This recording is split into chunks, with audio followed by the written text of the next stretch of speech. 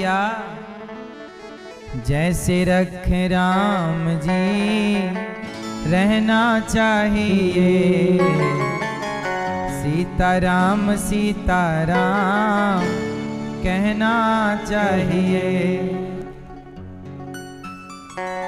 आशाएं के राम जी से दूजी आशा छोड़ दे, नाता एक राम जी से दूजा नाता तोड़ दे। जिन्होंने भी इस भजन को लिखा है,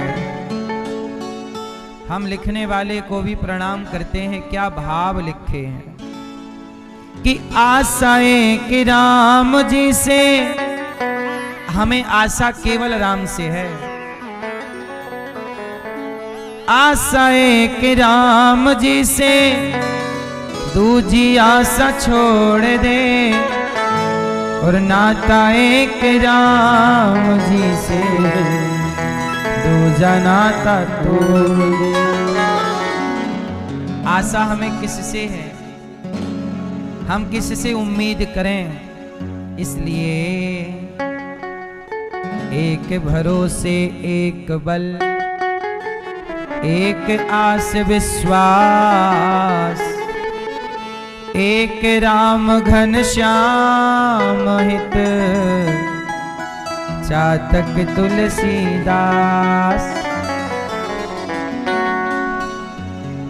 एक भरोसा भगवान का, एक आशा राम जी की, कोई दूसरी आशा,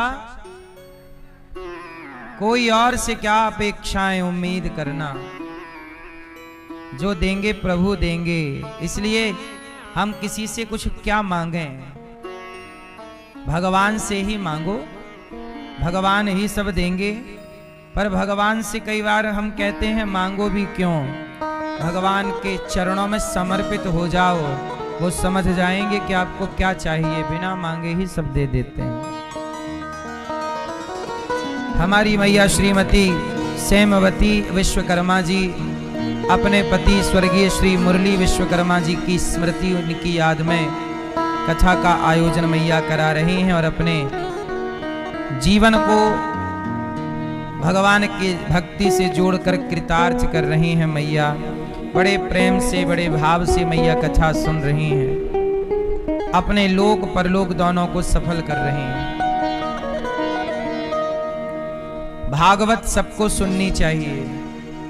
जो पोथी पाठ करा रहे हैं यहाँ पर, आप सब भी बड़े भाग्यशाली हैं जो पोथी पाठ करा के अपने पितरों को भागवत सुना रहे हैं। जीवन में एक बार भागवत सबको सुननी चाहिए। कुछ अच्छे काम जीवन में सबको करने चाहिए। कल आपने सुना कि ध्रुव जी ने अपने पिता की गोद में बैठना चाहा, पर सौतेली माँ ने नीचे गिरा दिया। उन्होंने तपस्या की और भगवान को प्राप्त कर लिया ध्रुव जी ने, छोटी सी 5 साल की आयु में। भगवान ने कहा कि ध्रुव कुछ वरदान मांग लो। ध्रुव जी ने कहा प्रभु कुछ नहीं चाहिए। भगवान को पा लेने के बाद कुछ चाह रह कहाँ जाती है, और चाह रह गई तो फिर पाया ही क्या है। भगवान के आगे भी यदि इच्छाएं हैं तो भगवान के आगे पहुंचने का अर्थ क्या है। भगवान के आगे पहुंचने का अर्थ यही है कि कोई इच्छाएं ना रह जाएं, सारी इच्छाएं समाप्त हो जाएं। अच्छा व्यक्ति मोक्ष का अधिकारी कब बनता है जानते हैं? जब कोई इच्छा नहीं रह जाती। हमें संसार के चक्र में बार बार कौन डालता है? जन्म और मृत्यु, जन्म और मृत्यु। आप लोग बार बार जन्म लेते हैं, मर जाते हैं, फिर जन्म लिए। मैया काहे खड़ी हो मेरी माँ? बैठ नहीं सकती हो मेरी माँ? खड़ी हो बस, बैठ जाओ, सुन लो, है ना।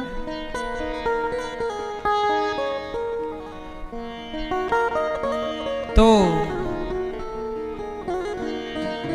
जन्म और मृत्यु का ये चक्र कौन दूर करेगा, जिसके अंदर इतनी भी इच्छा रह जाती है, इतनी सी। ध्रुव जी पिछले जन्म में एक संत थे।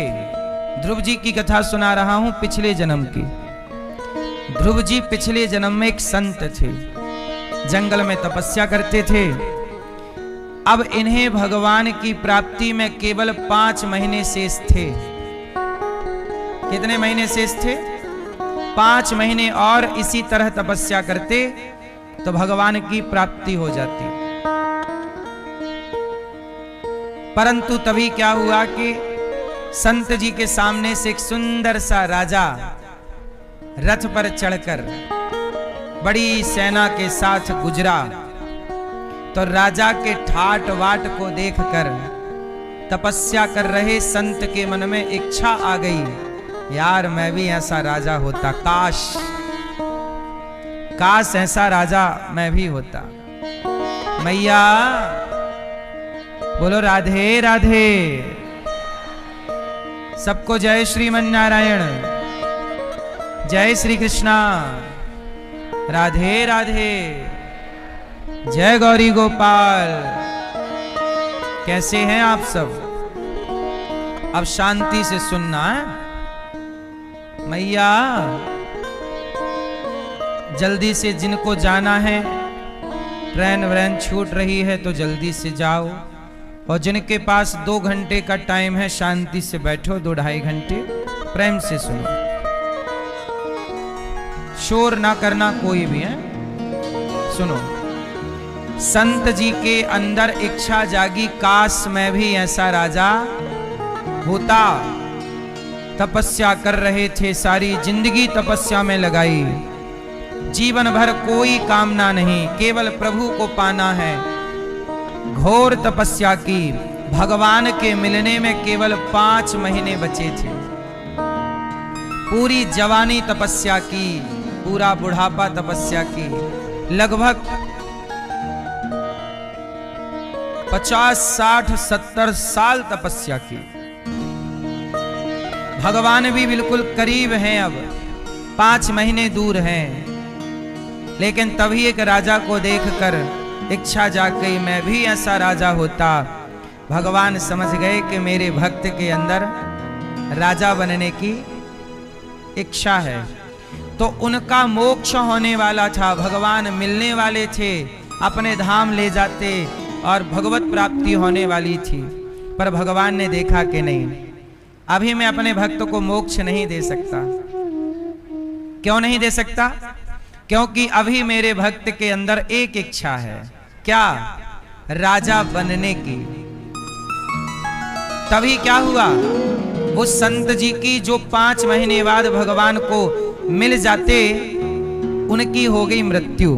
भगवान ने यमराज जी से कहा, जाओ पहले उनका शरीर पूरा करो, फिर हम उन्हें राजा बनाने की व्यवस्था करते हैं। तो वह तपस्वी साधक संत जब मरे तो अगले जन्म में वही संत क्या बने? ध्रुव। और ध्रुव जब बने तो बचपन से उन्हें क्या इच्छा थी? पिता के गोद में बैठना है, राजा बनना है। और 5 महीने की तपस्या बाकी थी।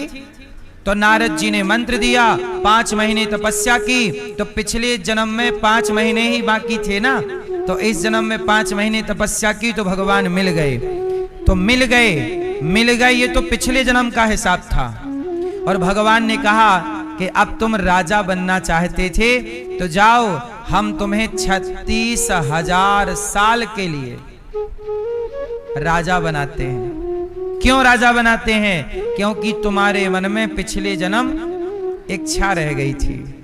तब ध्रुव जी को अपने पूर्व जन्म का स्मरण हुआ, बड़ी गिलानी हुई कि राम राम, भगवान को पाने के बाद भी मैंने क्या इच्छा की, राज्य इत्यादि की। इसलिए ये कथा ये समझाती है कि आप अपने अंदर इच्छाओं को रखकर मरोगे तो जो इच्छा रह जाएगी उस इच्छा की पूर्ति के लिए आपको फिर आना पड़ेगा।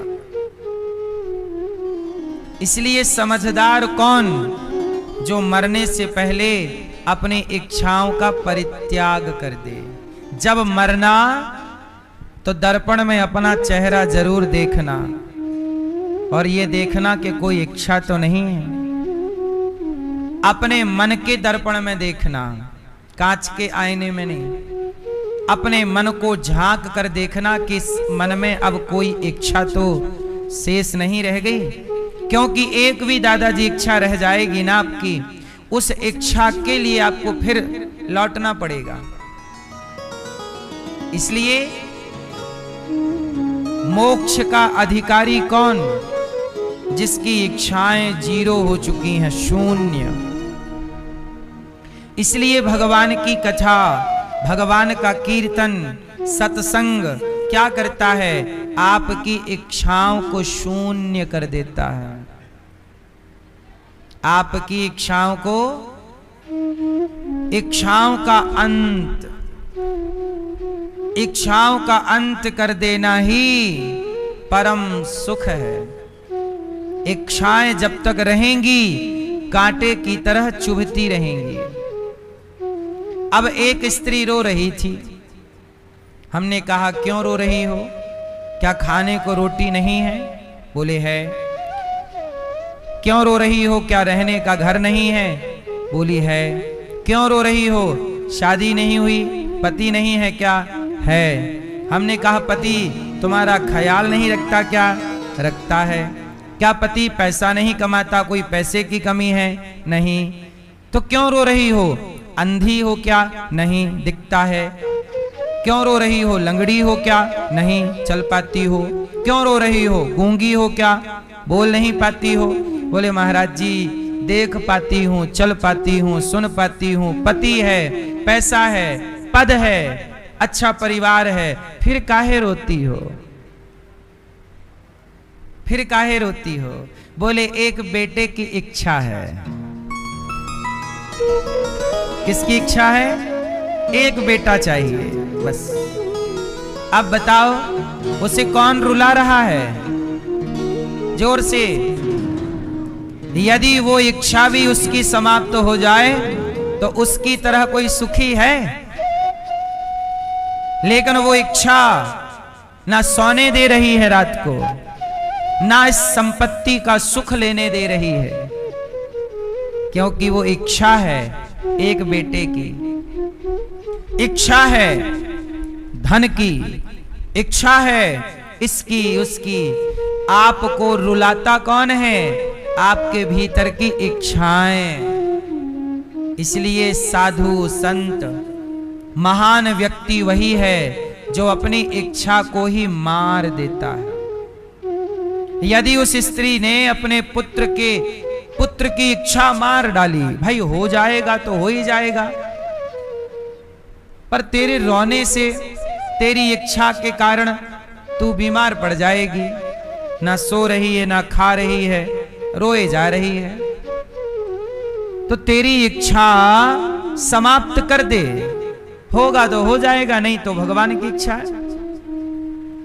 सारी जिंदगी इंसान अपनी इन इच्छाओं को जीत नहीं पाता, अर्थात समाप्त नहीं कर पाता, और सारी जिंदगी एक के बाद दूसरी, दूसरी के बाद तीसरी, तीसरी के बाद चौथी इच्छाएं आपको चुभती रहती हैं। 1 लाख पाया तो इच्छा हो गई कि 10 लाख होता। 10 लाख पाया, इच्छा हो गई कि यार मेरे पास 1 करोड़ रुपए होने चाहिए। 1 करोड़ पाया, इच्छा हुई कि 10 करोड़ होना चाहिए। 10 करोड़ पाया, बोले नहीं अब तो 100 करोड़ का व्यवस्था होना चाहिए। आदमी पूरा हो जाता है पर उसकी इच्छाओं का कहीं अंत नजर नहीं आता। इतना कमाने के बाद, इतनी उपलब्धियां पाने के बाद भी जब इंसान से पूछो कि क्यों भाई संतुष्ट हो, बोला नहीं अभी ये इच्छा और है। इतना कुछ पा लिया फिर भी इच्छाओं को नहीं जीता, तो पाके भी क्या पाया तुमने?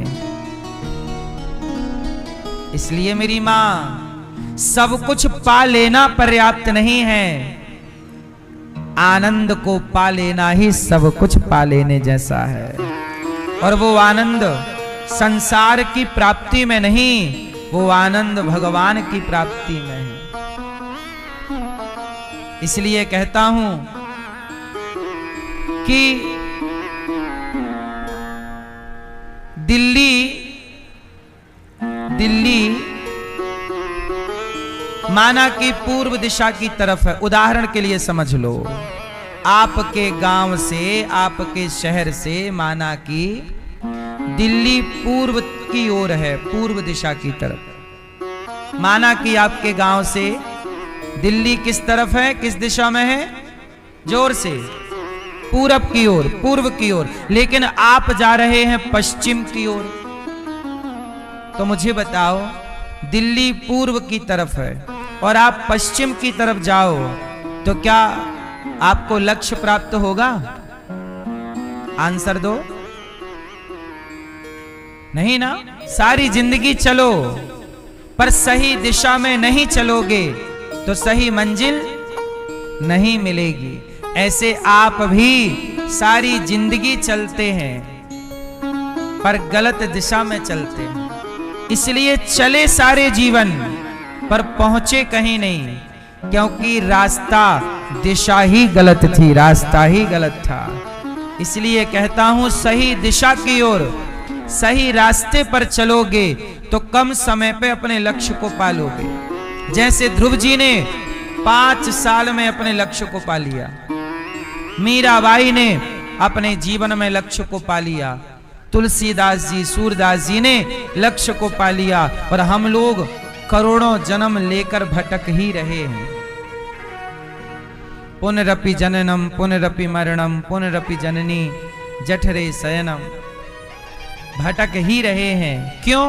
क्योंकि हम रास्ता भटक गए हैं।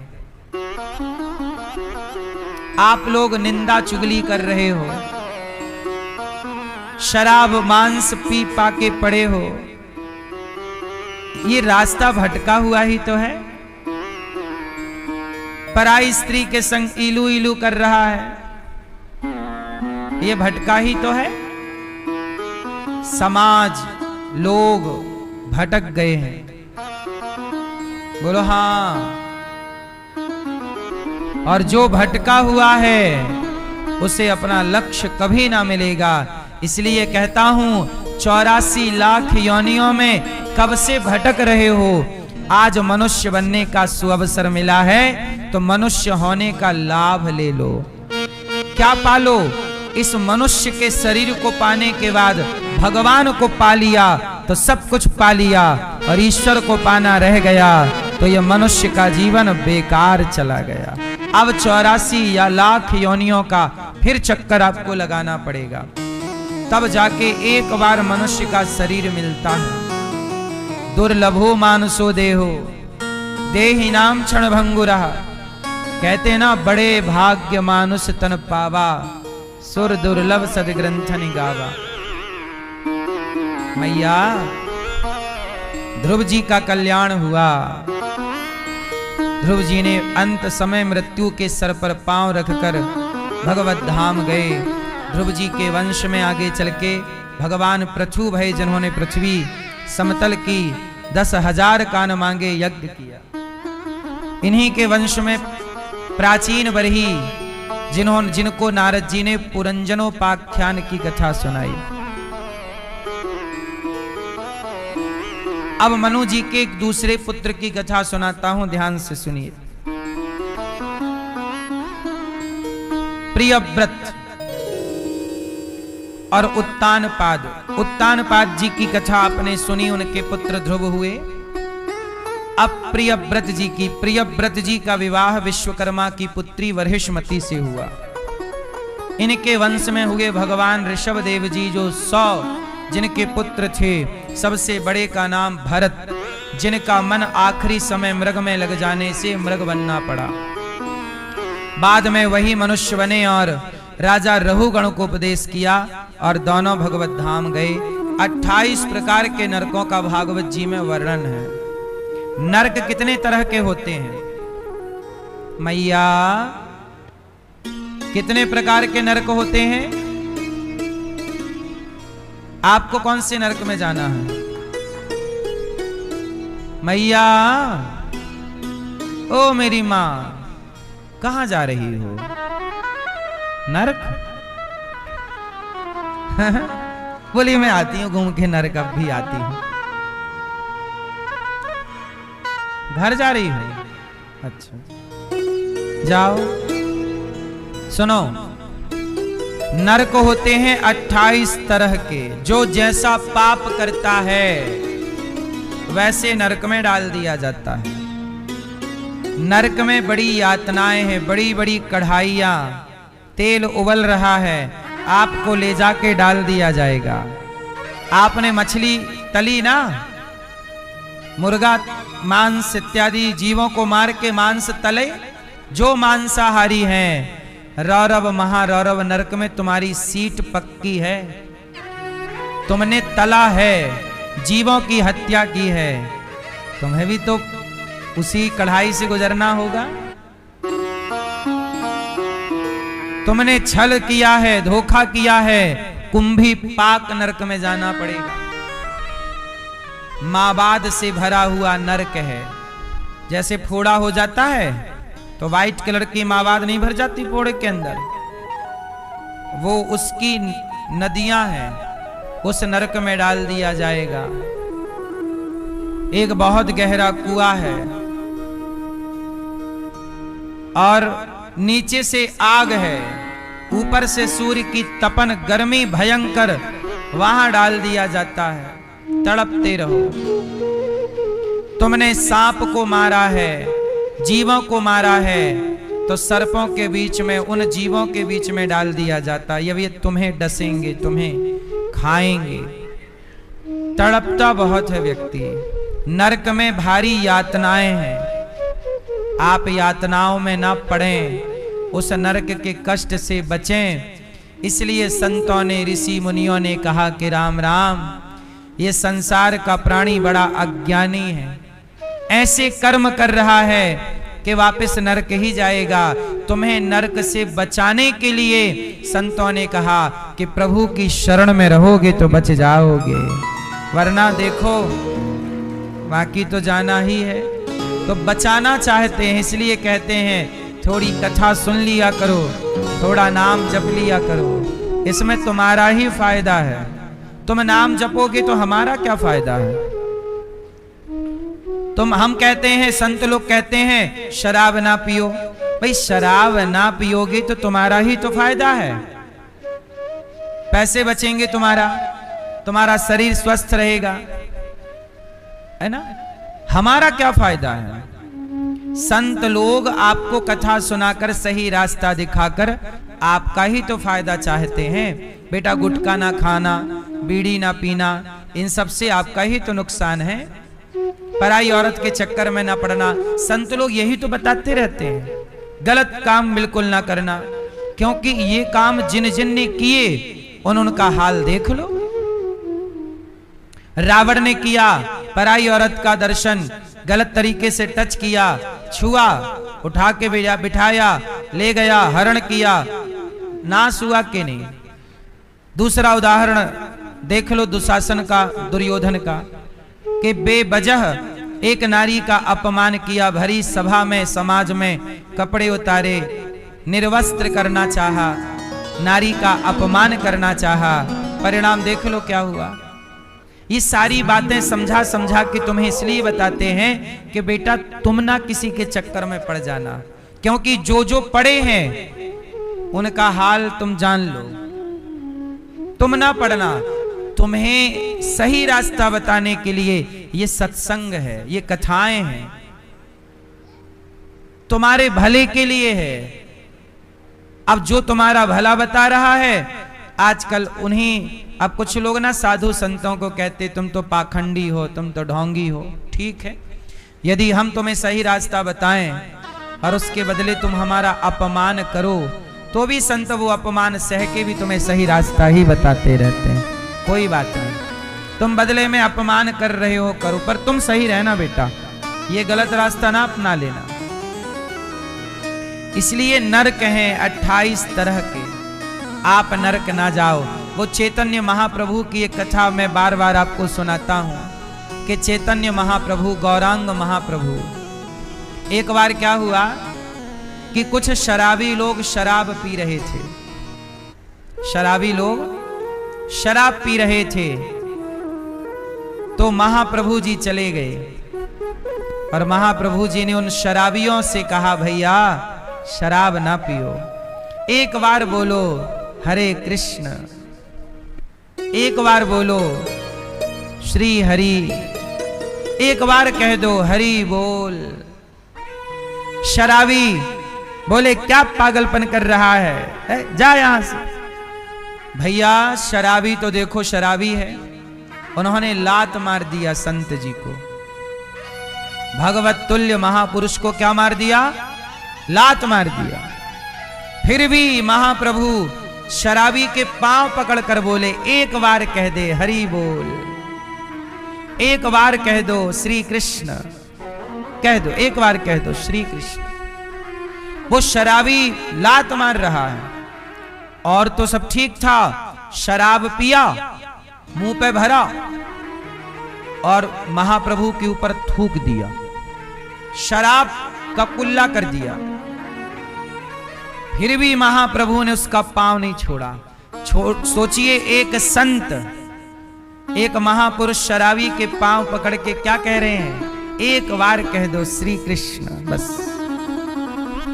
तो जो महाप्रभु के शिष्य थे और भी लोग, उन्होंने कहा, प्रभु क्यों इस दुष्ट के पांव आपने पकड़े हैं, ये तो महान पापी है, शराबी है, नशेड़ी है, इसके क्या पांव पकड़ना, छोड़ दीजिए। महाप्रभु बोले कि नहीं, ये नहीं जानता कि ये किस नरक में जाके पड़ेगा, कितना कष्ट भोगेगा। यदि इसके मुंह से एक बार भी प्रभु का नाम निकल गया तो ये उस नरक की यातना से बच जाएगा। अब जरा सोचिए, दूसरे को उस कष्ट से बचाने के लिए, चूंकि वो जान रहे हैं कि ये अपने पाप से कहां जाएगा, उसे बचाने के लिए उस शराबी के पांव पकड़े हैं। अब बताओ, इसमें महाप्रभु का क्या स्वार्थ था? नहीं छोड़ा पांव। शराबी परेशान होके बोला, अच्छा ठीक है श्री कृष्ण, बस ठीक है। महाप्रभु ने जब पांव छोड़ा, कुछ समय के बाद वह शराबी मरा।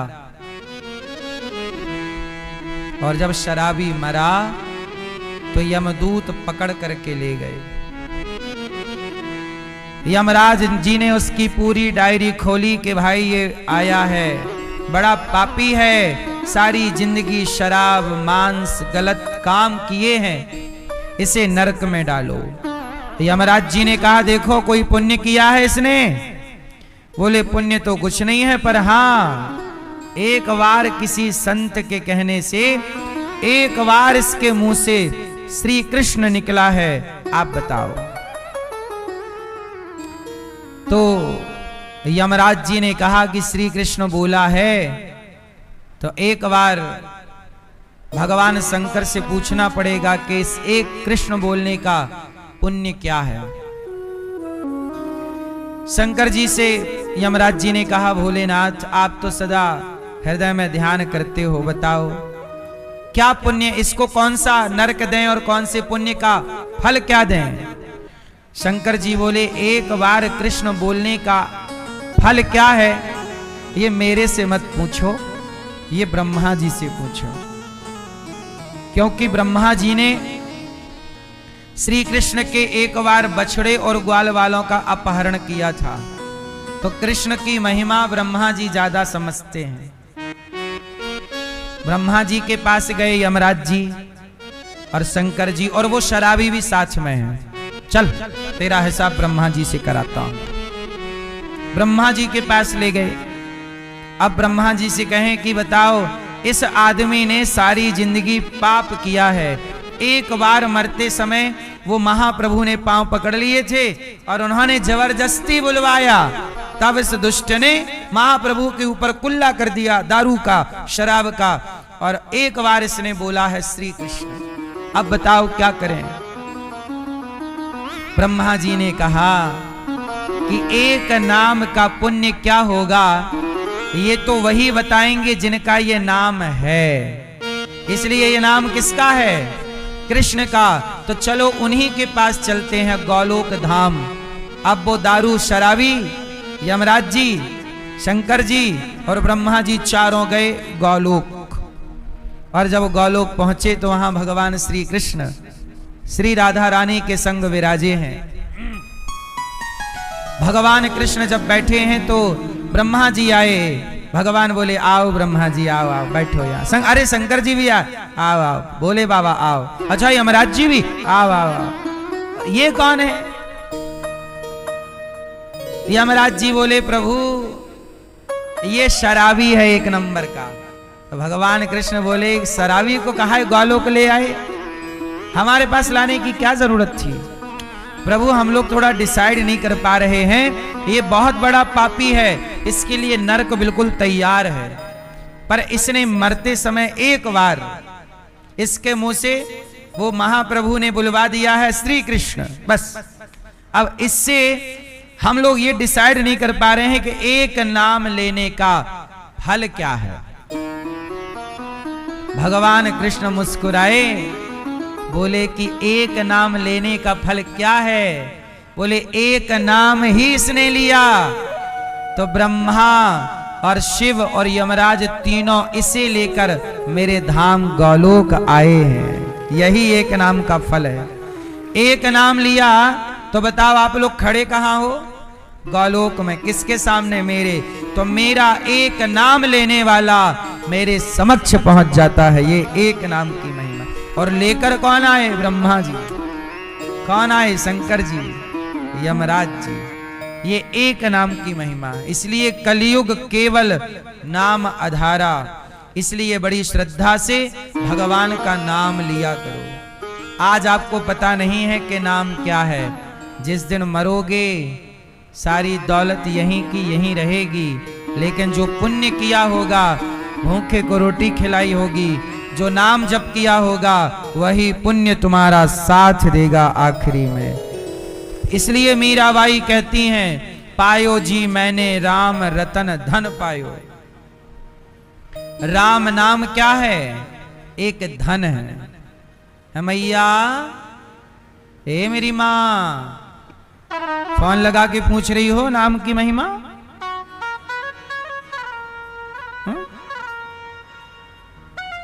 लगाओ लगाओ। तो किसका नाम जपेंगे? काम खूब करिए, पैसा खूब कमाइए, पर नाम ना छूटे।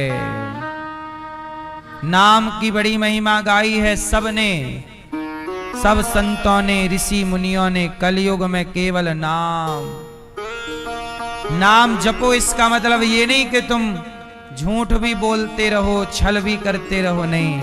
नाम जपो तो थोड़ा धर्म से चलो, झूठ कपट से बचो। अब नाम की महिमा सुनो। अजामिल जैसा पापी ने मरते समय क्या बोल लिया? उसके मुख से अजामिल कौन है? अजामिल एक ब्राह्मण है, इनकी एक सुंदर पत्नी है,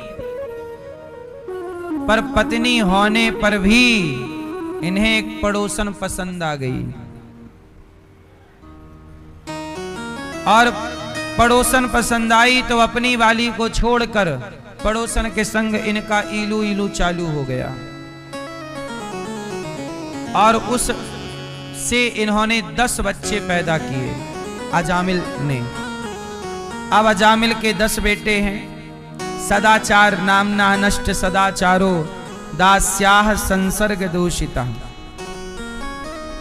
आचार विचार नष्ट हो गया अजामिल का, सब कुछ समाप्त हो गया। लेकिन अजामिल ने अपने आखिरी छोटे पुत्र का नाम रखा नारायण। किसी संत ने कहा कि तुम अपने बेटे का नाम नारायण रखो। अजामिल ने नाम नारायण रख दिया। जब अजामिल का बुढ़ापा आया, 88 साल के भये अजामिल, तो यमराज ने यमदूतों से कहा जाओ पापी अजामिल को पकड़ कर लाओ। यमदूत आए और अजामिल को पकड़ करके ले जाने लगे। तब अजामिल डरा और अजामिल ने जोर से अपने पुत्र को चिल्लाया, बेटा नारायण। किसे चिल्लाया? बेटा नारायण। पर नारायण बेटे का नाम तो था, पर नारायण प्रभु का भी नाम है। तो भगवान ने पार्षदों से कहा कि देखो कोई हमें बुला रहा है।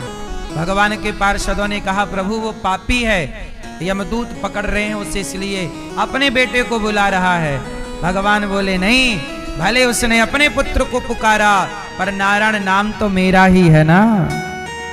जाओ, मेरा भक्त है, मुझे आखिरी समय बुलाया, जाओ लेकर आओ। पार्षद गणाए यमदूतों से कहा, चलो जाओ, तुम रेस्ट करो, आराम से जाओ, इसे हम ले जाएंगे। यमदूतों ने कहा, काहे ले जाओगे आप, ये तो हमारा ग्राहक है। पापी है ना, पापी को तो यमदूत ले जाएंगे। पार्षदों ने कहा, नहीं नहीं, ये तुम्हारा ग्राहक था, इसने मरते समय प्रभु का नाम बोल लिया है नारायण, अब ये हमारा ग्राहक हो गया। यमदूतों ने कहा, नहीं नहीं, हमारा है। पार्षदों ने कहा, मानोगे कि दो चार जमाए तुम्हें। अब यमदूत डर गए, ये भगवान ये मारेंगे। भाई भगवान के पार्षद हैं, यमदूतों की धुलाई भी कर सकते हैं। चुप रहो, जाओ अपना काम करो, कह दिया ना कि ये भगवान का भक्त है। यमदूतों ने कहा, ये कोई भक्त नहीं है, पापी है एक नंबर का, ये लो इसकी डायरी चेक करो। पार्षदों ने कहा, कुछ चेक नहीं करना, ऊपर से ऑर्डर है कि इसका सब सफाया है, पाप सारे पाप इसके खत्म। क्यों, ऐसी क्या व्यवस्था है प्रभु की? तब पार्षदों ने यमदूतों से कहा कि सुनो, जो भगवान का नाम ले लेता है वो कितना भी बड़ा पापी हो, जैसे आग की एक चिंगारी बड़े से बड़े ढेर को, जंगल को जला सकती है, ऐसे भगवान का एक नाम भी बड़े से बड़े पापी के पाप समाप्त कर सकता है। ये नाम की महिमा। अब तो यमदूत बड़े परेशान हुए, हे भगवान। अब गए, यमराज जी बोले, कहाँ है ग्राहक? अरे बोले, ग्राहक नहीं आया, उसने मरते समय नारायण बोल दिया। और जैसे ही नारायण चिल्लाए यमदूतों ने, तो आधा सा नरक तो खाली हो गया, क्योंकि जोर से चिल्ला दिया। तो जितने नरक में थे, जिन जिन के कानों में चला गया, सबका उद्धार हो गया। अरे यमराज बोले, क्या कर रहे हो, कारोबार चौपट कराओगे क्या? देखो नरक आधा सा खाली हो गया, कहां गए सब? सब मुक्त हो गए। अरे यमदूतों ने कहा, ये जादू है। यमराज बोले, सुनो, आइंदा यहां नाम ना लेना, पूरा कारोबार ठप हो जाएगा। तो यमराज के नरक लोक में कोई भगवान का नाम नहीं लेता। यमराज भी भगवान के बहुत बड़े भक्त हैं, पर उन्हें नरक में भगवान का नाम भीतर लेने की इजाजत है, वो वहां बोल नहीं सकते। अब यमदूतों ने कहा, प्रभु ये कौन है नारायण और क्या महिमा है? तब यमराज ने अपने यमदूतों को अकेले ले जाकर समझाया कि बेटा, भगवान का नाम पाप से मुक्त करने वाला है।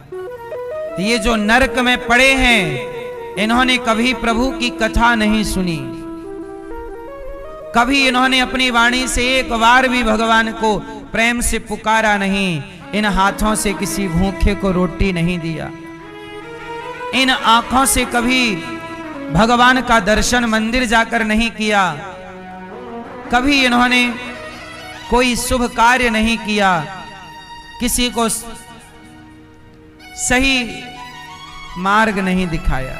ये सारे लोग नरक में पड़े, सारी जिंदगी केवल पेट भरते रहे, पैसे के पीछे भागते रहे।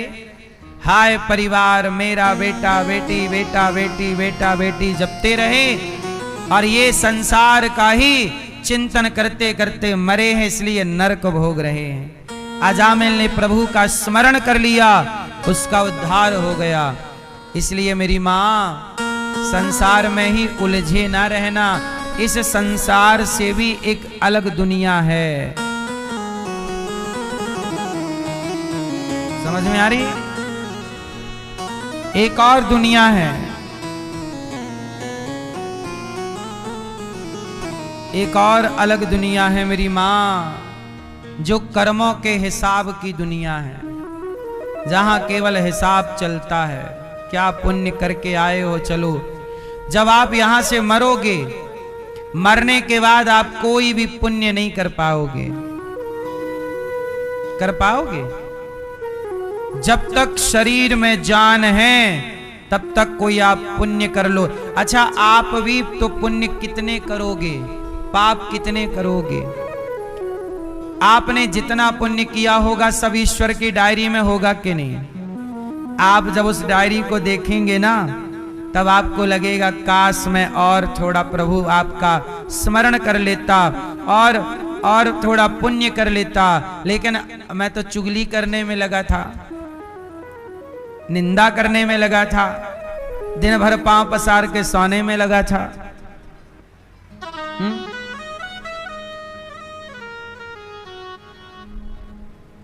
अब यहां कथा चल रही है, कुछ लोग पांव पसार के सो रहे हैं। ये कथा में जो पांव पसार के सोए उसे अजगर की योनि मिलती है। क्या सही?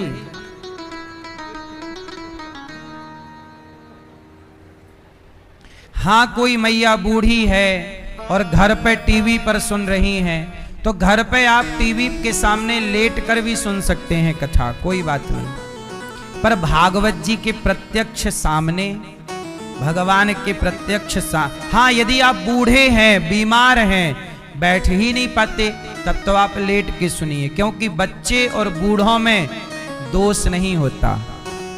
बच्चे और बूढ़ों में दोष, अति वृद्धावस्था है, बैठ नहीं सकते, कोई दिक्कत है तो फिर आप लेट सकते हैं, कोई बात नहीं। लेकिन यदि आप स्वस्थ हैं, बैठ सकते हैं, कथा सुन सकते हैं, तो बड़ी शांति से, प्रेम से कथा बैठकर सुनना चाहिए। यहां तक कि कथा को खड़े होकर भी नहीं सुनना चाहिए। कथा सुनने के भी बड़े नियम हैं। अब सारे नियम क्या क्या हम आपको बताएं।